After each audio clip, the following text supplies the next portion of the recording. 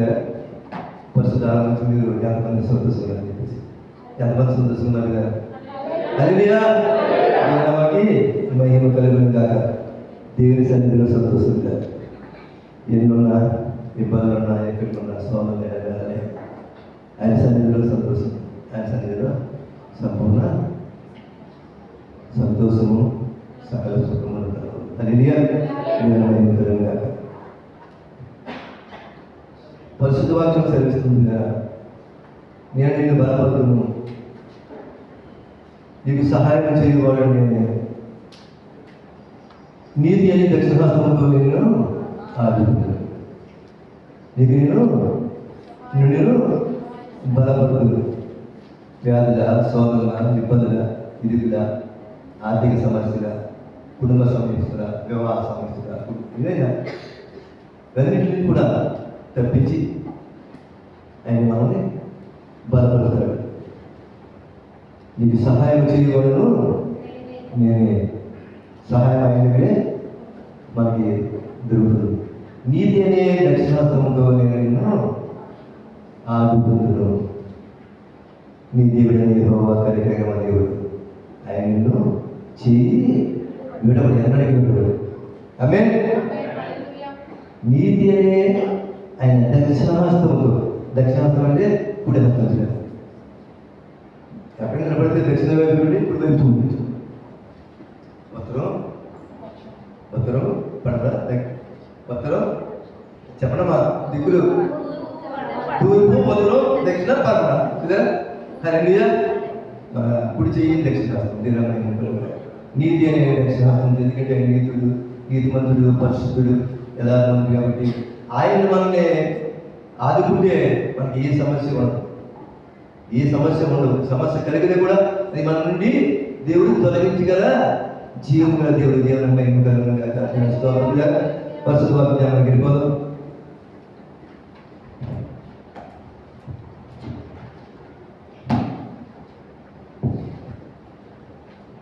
దేవుని మహిమ కలుగును గాక.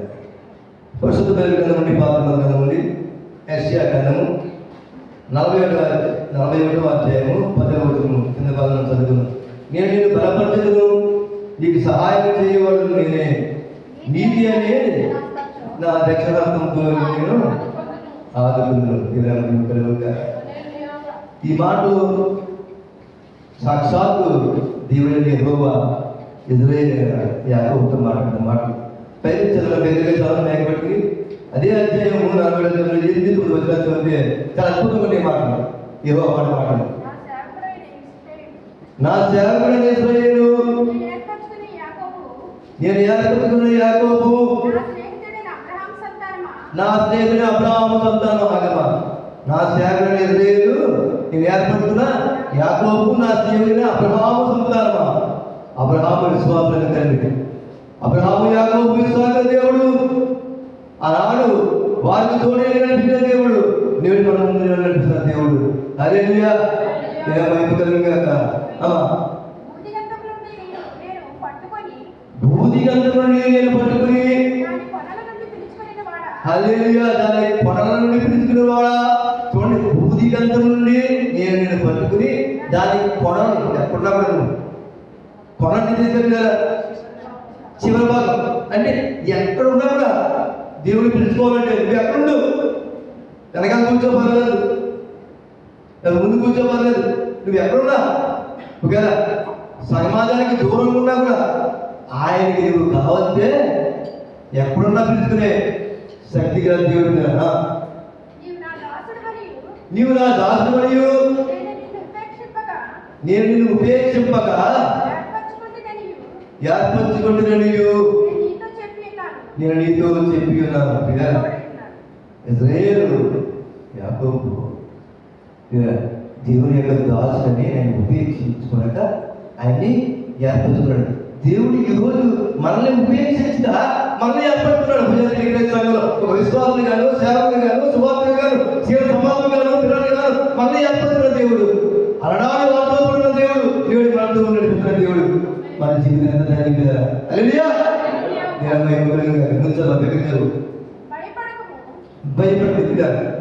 భయపడము,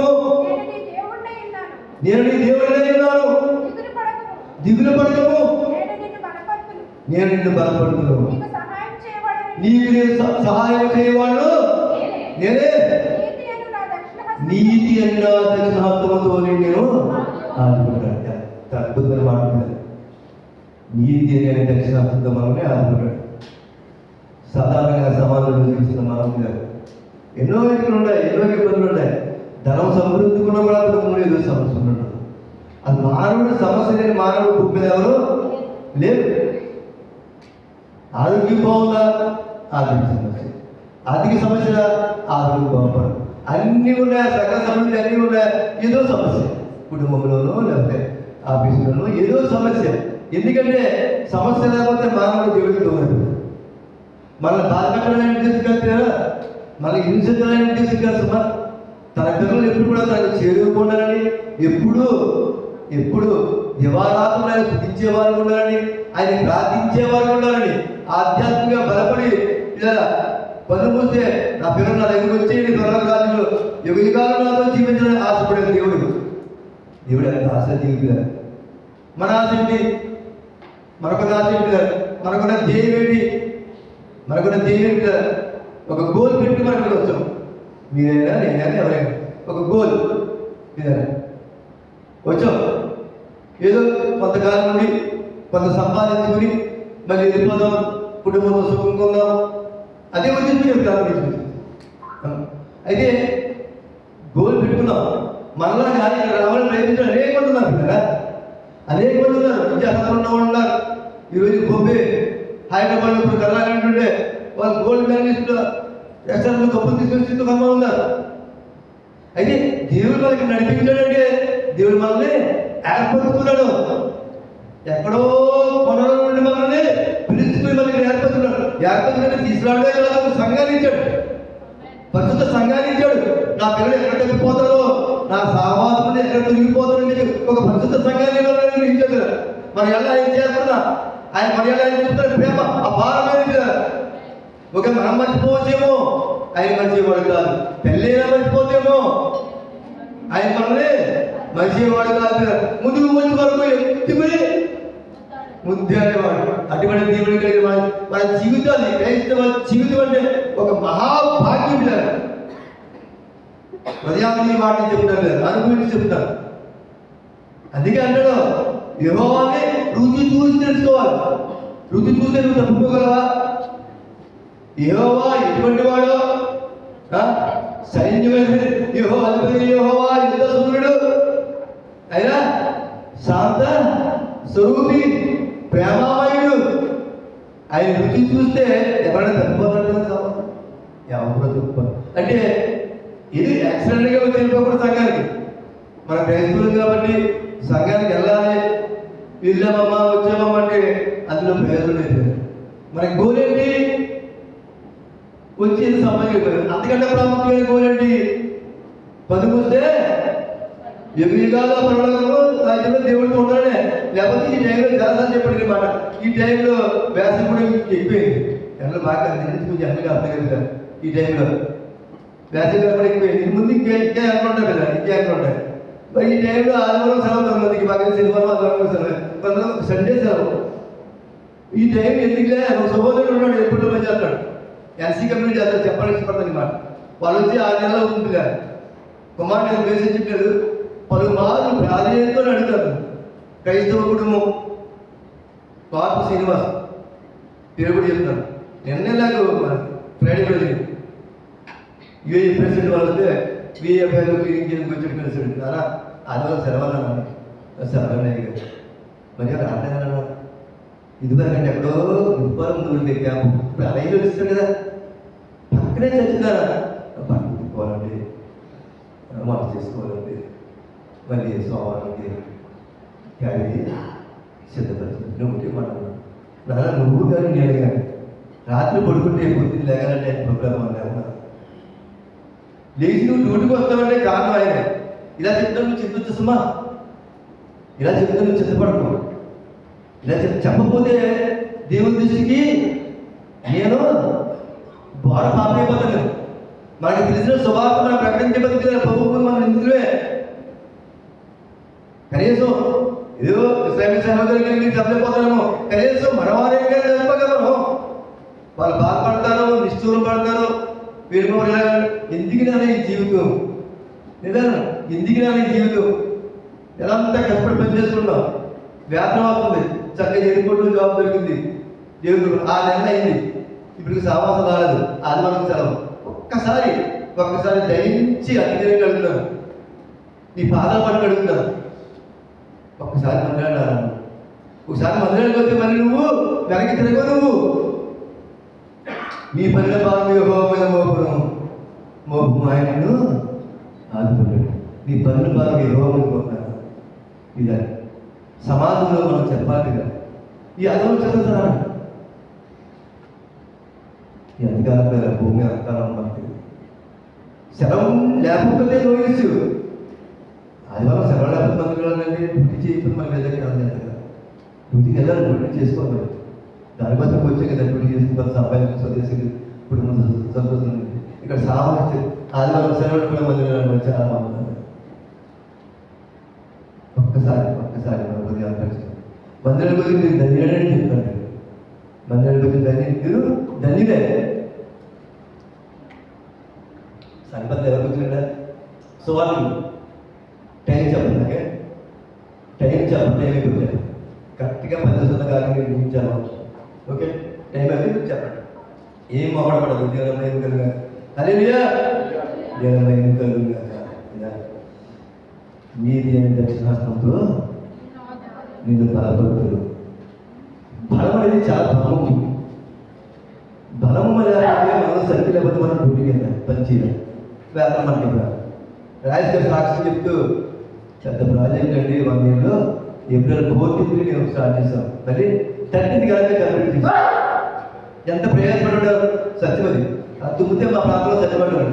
ఏదైనా నిజం, మా ప్రాంతంలో తూర్పు పశ్చిమ గోదావరి జిల్లాలో ఏదైనా మనం పలికినప్పుడు ఎవరైనా తుమ్మితే అది సత్యపడ్డారు బాబు, అది వరవడేది మా ప్రాంతంలో వరవడేమాట. ప్రభాకర్ కరెక్ట్ రైట్ టైం తుమ్ముతాడు చెప్తున్నాడు. హల్లెలూయా, నీల మహిమ కలుగుగాక. దేవుని స్తోత్రం. కంప్లీట్ చేసాడు అంటే శక్తి దేవుడు అనుగ్రహించాడు, జ్ఞానము దేవుడు అనుగ్రహించాడు. ఆ దయాలంగా భద్రపరిచి ఎవరికి ఏ ఇబ్బంది లేకుండా, చిన్నపాటి గాయం లేకుండా చక్కగా దేవుడు కంప్లీట్ చేశాడు. అది దేవుని మహిమ కలుగుగాక. అదే దేవుని యొక్క ఔన్నత్యత, ఆయన యొక్క విశిష్టత, ఆయన యొక్క ప్రాముఖ్యత. అటువంటి దేవుడు అటువంటి దేవుడి భూ ప్రపంచంలో కూడా ఎవరు లేరు. దేవుడుగాక బలం ఉంటుంది మాట్లాడుతున్నా. ఇక్కడ మాకు సహాయం గురించి మాట్లాడుతుంది. అపోస్తలుడైన పౌలు ఎబ్రీ రాసిన పత్రిక 13వ అధ్యాయము 5-6 వచనాలలో 5వ వచనం చదివించవుతుంది. నిన్ను ఏమాత్రము విడవను, నిన్ను ఎన్నటికీ ఎడబాయను అని సాక్షాత్ యేసయ్య చెప్పాడు. నిన్ను ఎన్నటికీ విడువను ఎడబాయను. సాక్షాత్ యేసయ్య చెప్పిన మాట కదా, మేము పంపించిన మాట కదా. హల్లెలూయా. ఆయన మనం విడిచిపెట్టేవాడు కాదు, మనల్ని వినవాడేవాడు కాదు. ఆలోచించబడుతుందమ్మా. కాబట్టి ప్రభువు నాకు సహాయకుడు, నేను భయపడను. మనుషుడు నరమాత్రుడు నాకేమి చేయగలడు. హల్లెలూయా. కాబట్టి ప్రభువు నాకు సహాయకుడు, నేను ఏమాత్రము భయపడను. నరమాత్రుడు నాకేమి చేయగలడు, నరమాత్రుడు నాకేమి చేయగలడు. నేను కలపాలన్నా, నేను ఉద్యోగంలో తీసేయాలన్నా, ఇలా అది నీ శత్రువు కూడా కాదే కాదు. దేవుడు చిత్తం లేదే అది జరగదు. అదే నీకు ఏమాత్రము నరమాత్రం ఏ హాని కూడా చేయలేడు. అది వాళ్ళ వల్ల కాదు. దేవుని యొక్క ఉద్దేశాలు చాలా ప్రాముఖ్యమైనది. నరుడు నీకు ఏమీ చేయలేడు. భూమి మీద మనకి ఏమైనా అవసరం పెట్టారు, ఏదో అవసరం పడింది, ప్రభుత్వం మనపడతాం. ఆయన సాక్షాత్ నిర్వహిస్తాడా, అంటే నీ సహోదరుల ద్వారా పంపుతాడా, అంటే నీ కుటుంబ సభ్యుల ద్వారా పంపుతాడా, చేస్తాడా, అప్పగిస్తాడా? ఇలా చెప్పండి. సాక్షాత్ నీవు చేశాడా, లేదా నీ సహోదరుల ద్వారా, నీ కుటుంబ సభ్యుల ద్వారా, సమాజం ఎవరు ప్రేరేపించి నీకు సహాయం చేస్తాడా? ఎవరు ప్రేరేపించి నీకు సహాయం చేస్తాడు. అంతేగా అది వాస్తవం. అయితే ధనమాత్రుడు నీకు ఏమి అంటే నీకు ఈ హాని చేయలేడు అంటాం పరమాత్మ. నరుడిని ఏదో చుట్టుపక్కల కాదు తండ్రి యెహోవా ఉద్దేశం. నరుడిని అంటే 6 దినాల్లో 2 చేస్తాడు, 6వ దినం 5 చేస్తాడు, మంచిదన్నాడు. సృష్టి అంతా మంచిదన్నాడు, ఆదాము చేసేది మంచిదన్నాడు. ఆయన సృష్టి ప్రతిదీ మంచిదే. ధనమాత్రుడికి ఏమీ చేయలేడండి పరమాత్మ. ఏంటంటే ఈ హాని ప్రభు నాకు సహాయపడు. హల్లెలూయా. నేను దేనికి భయపడు.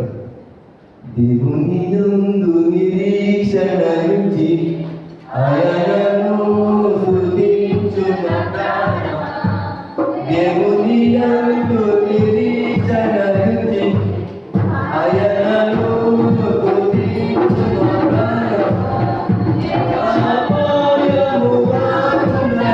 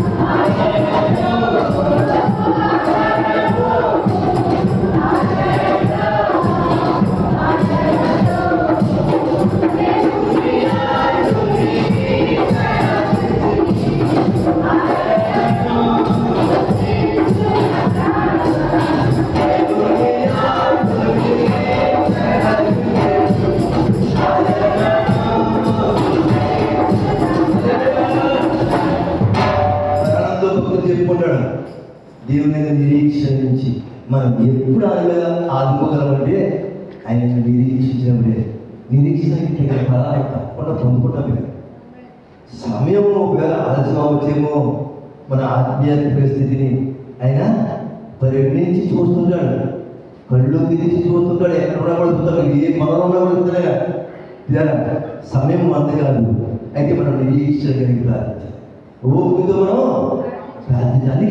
మెలుగుబడి ప్రార్థించమంటాడు. మత్తులే ఉండగా మెలుగుబడి ప్రార్థించబడుతుందని చెప్తున్నారు. ఆయన మీద ఆధారపడాలంటే నిరీక్షణ అవసరం ఉండాలి. ప్రార్థిస్తాం, మనకు ఆధారణ ఆయనే. మనకు ఆధారణ ఆయనే. మనకి ఆధారణ ఆయనే, ఆధారం ఆయనే. వ్యాపారం లేకుండా మనకు కాపాడేవాడు ఆయనే. ఎప్పుడంటే రక్షణ పొంది యేసయ్యను ప్రభువుగా అంగీకరించి సంఘంలో చేర్చబడి తండ్రి యెహోవాను యేసయ్య ద్వారా పరిశుద్ధపరుస్తూ ఇదిగా జీవిస్తూ ఆత్మపురులే పరవశించి ఆయన ఆధ్యాత్మిక స్థితిలో ఎదుగుతున్న మనము ఆయన నిరీక్షణ లేకపోతే నిరీక్షణ దగ్గర ఫలాలను పొందుకోలేదు. నిరీక్షించాలి, సంఘంలో నిరీక్షించాలి. కొన్ని కార్యాలు ఆలస్యమైతే తిరిగి చాలా మంది గర్భాల కోసం ప్రార్థన లేకపోయారు. ఆలస్యం అవుతుందంటే ప్రభువుని అంటే ఇష్టం లేక కాదు కదా. ఆయన ఎంత మంచి దేవుడు అంటే దేవుడు లోకంలో ఎంతో ఉపయోగించారు. లోకంలో ప్రజలు ఉన్నారా, ఇస్లామీలు ఉన్నారు, బౌద్ధులు ఉన్నారు, హిందువులు సమర్థ జనాంగం ఉంది. అంటే లోకంలో ఎంతో ఉపయోగించారు. అందరినీ సమానంగా చూస్తున్నాడు.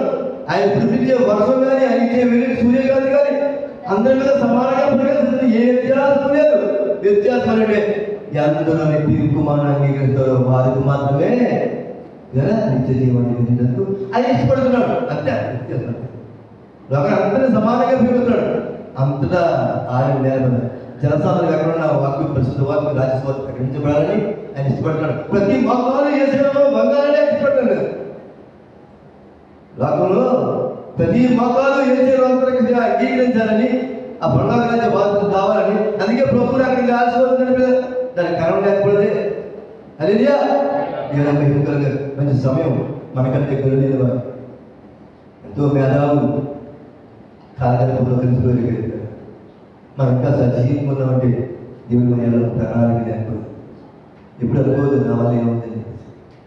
ఎవరు కూడా సృష్టిలో గడ్డి కోసం చదివే చాలా తగ్గి మాట గుర్తుందా మీకు? గడ్డి పంట పొలాలకు వచ్చిన తర్వాత గడ్డి అంతా పెద్ద పని వేడి కదా చంద్రానికి బాధించు ఈ స్టేట్ గొడవలో వరి బాగుపడుతున్నారు. ఆ గడ్డి ఎండిపోయిన తర్వాత ఆ గడ్డిని తీసి ఒక పక్కలో పేరుబడి పట్టుకురా. గడ్డి ఏం లేదు, ఇలా నడితే బుడిదైపోతుంది. దాని పక్కలో పెడితే బలమైన ఎలుగు బంధించగలదు. ఒక గడ్డి దేవుడు చేసిన ప్రతిదీ విలువైందే భూమి మీద. ఆయన చేసింది, ఆయన నోటి మాట ద్వారా చేసిన ప్రతిదీ విలువైందే. ఆయన స్వాతంత్రంతో మన రాజకీయంలో ఆయన ఊపిరి మన సజీవంగా మనకి అంతకంటే విలువైన శ్రేష్ఠ విధానం శ్రేష్ఠ సంఘానికి చెందిన వారు మనం సాంస్కృతిక సంఘానికి చెందిన వారు పిల్లలు. ఇప్పుడు ఎవరు కూడా మిమ్మల్ని తగ్గించిన మాట్లాడుతుంది. నాకు అది లేదు, ఇది లేదు, అది లేదు, ఇది లేదు ఆ మాట అసలు వద్దు. నన్ను ఒకటి కనీసం పలకూడదు. అది సమస్తమైన వీడు ఆయనే. సమస్తము బుద్ధి జ్ఞానము ఐదు సమస్తమైన దక్షాంతంలో గొప్పమై ఉన్నాయి. మన నోట కూడా అది లేదు, ఇది మనం పలకూడదు. ఇచ్చేవాడు ఆయన. ఇవ్వకపోవడానికి ఆయన ఏమైనా నువ్వు భక్తిగా జీవించు, ఆయన నిరీక్షగా జీవించు. ఇవ్వకపోవడానికి ఆయన ఏమైనా అన్యాయిస్తా కాదే. ఆకాశమైన సింహాసనము భూమి మీద పాద పెట్టము. అది సింహాసనానికి నీతి న్యాయాలు ఆధారము.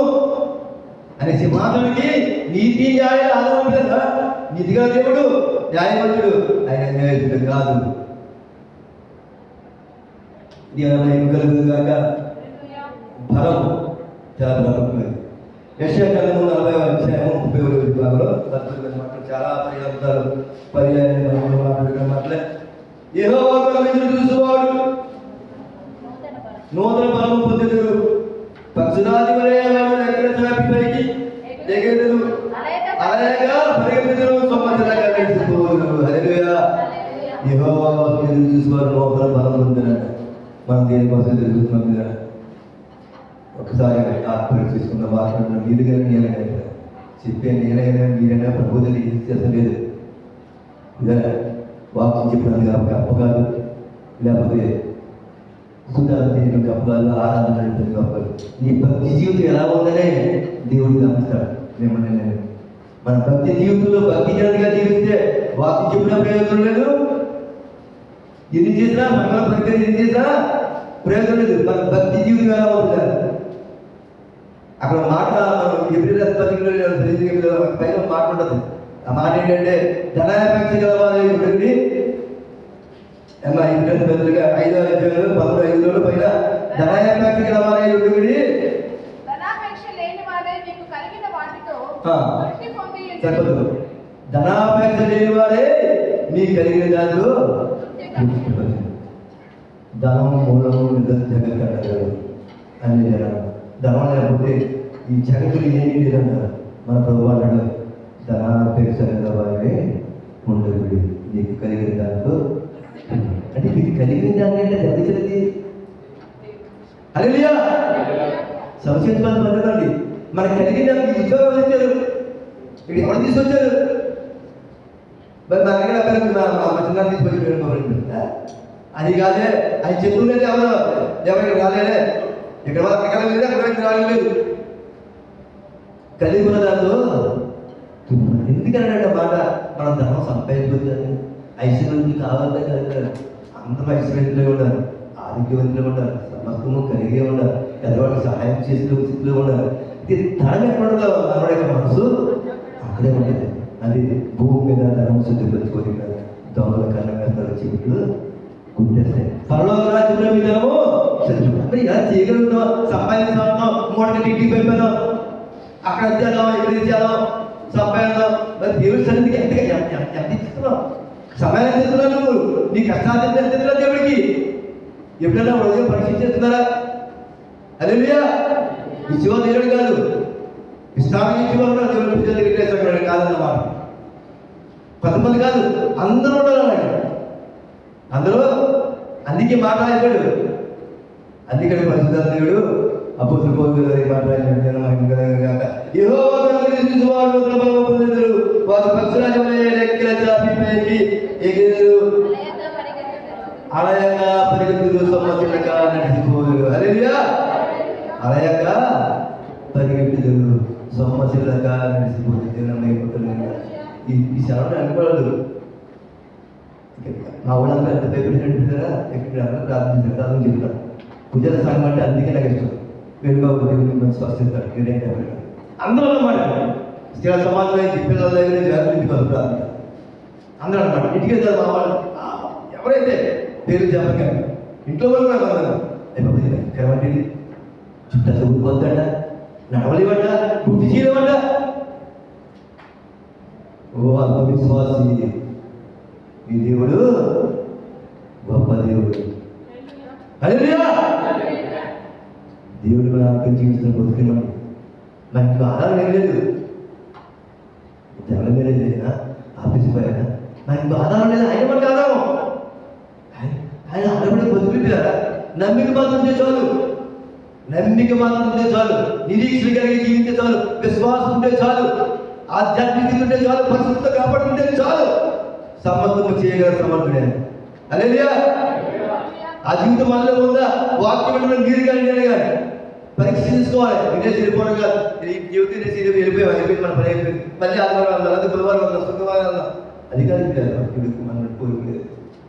ఆయన ఇష్టమైన వీలుగా పిల్లలని మన భూమి మీద జీవించాలి. కేవలం మహిమ కలిగినగా కనీసం అబద్ధపు గ్రంథము 3:19 ప్రభువు యెహోవా నా బలము, ఆయన నా కాళ్ళను నిలకడగా చేయును, ఉన్నతమైన స్థలం మీద ఆయనను నడవజేయును. తీసమా హబక్కూకు తీసినా 3:19 భాగం. ప్రభువు యెహోవా నాకు బలము, ఆయన నా కాళ్ళను నిలకడగా చేయును. హల్లెలూయా. ఉన్నత స్థలం మీద ఆయనను నడవజేయును. దేవుని మహిమ కలుగును గాక. దేవుని స్తోత్రం పిల్లలు. ప్రభు యెహోవా నా కాళ్ళను నిలకడగా ఉన్నతమైన స్థలం మీద నన్ను నిలబెట్టినారు. నడవజేస్తున్నా.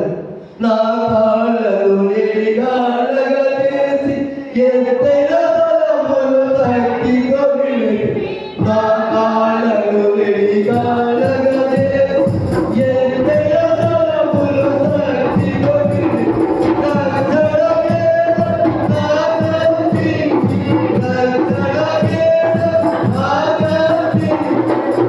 అక్షయము కనపడవు చేసి,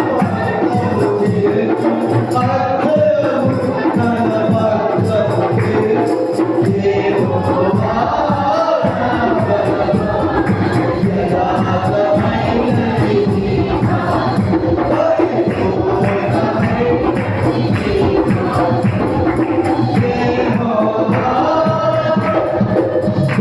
హల్లెలూయా.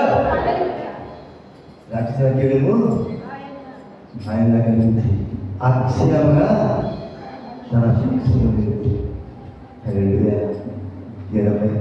నా కాళ్ళను నిలకడగా చేసి ఎత్తిన స్థలంలో శక్తిగా నిలిపి, రక్షణకేముగా అందించి అక్షయముగా తన పక్షము చేర్చిన.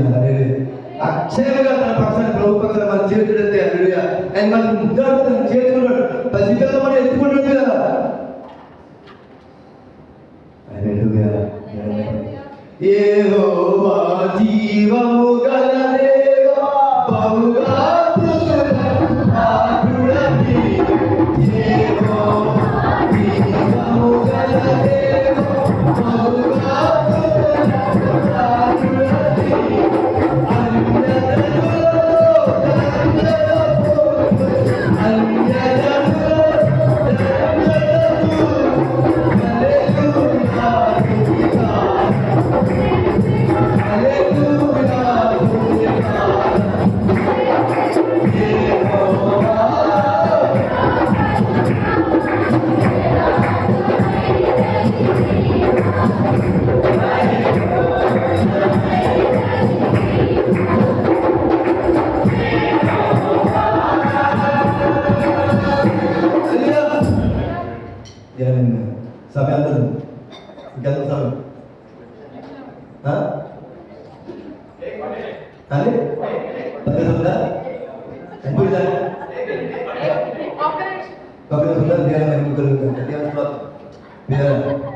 వాక్యము ఎంత కృత్యమైన గంగగోపాలు గంటలు కడమపాలు కవి గుజాడు కడవనండా నింపేసేస్తారు నీళ్ళు నింపేదే దానివల్ల పెద్ద లేదు ఎంత చెప్పుకొని కాదు విశ్వాస హృదయంలో విశ్వాస హృదయంలో వాక్యం నాటుకుందా లేదని చెప్పేసి ఫలించిందా లేదు కావాలి కదా స్వామి గంటల ఓ వాయించేస్తే వెళ్ళట్టు నటిస్తారంతే మీరు మా ప్రియులు మీరు అంతే కదా.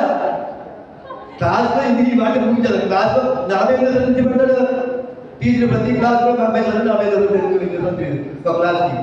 అందులో 5 నిమిషాలు అటెండెన్స్ చేయలేదు.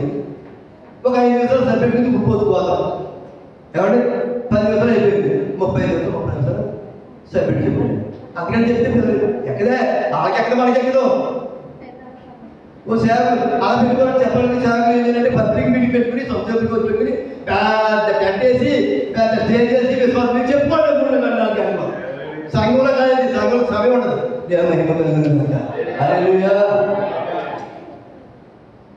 నేను నిన్ను బాధపడుతాను, నేను నీకు సహాయం చేసేదాను, నీది అనే దక్షిణార్థంతో నేను ఆదుకుంటాను. పెద్దపడిన వాక్యం మన రోజుల్లో నీది కట్టి దేవుడు తనకి చేయగా ఆమె